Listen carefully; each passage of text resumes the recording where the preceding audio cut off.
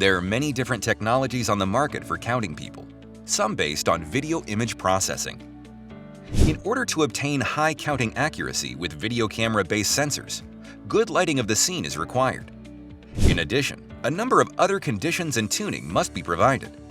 But even this often doesn't help, as environmental conditions are constantly changing, especially if you need to count people outdoors. You need a solid solution. A solution that counts people accurately each time in every situation.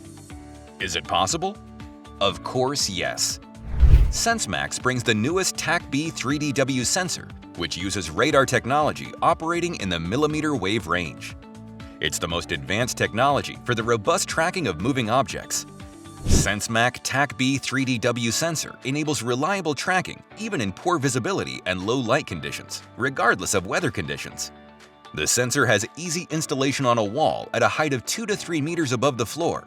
The sensor can work even in offline mode and collects the data in a built-in micro SD card.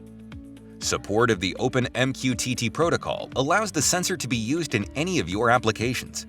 Notifications and reports can be monitored in the Telegram Messenger app. Isn't it an amazing solution? Of course, yes. Click on the link below to contact us.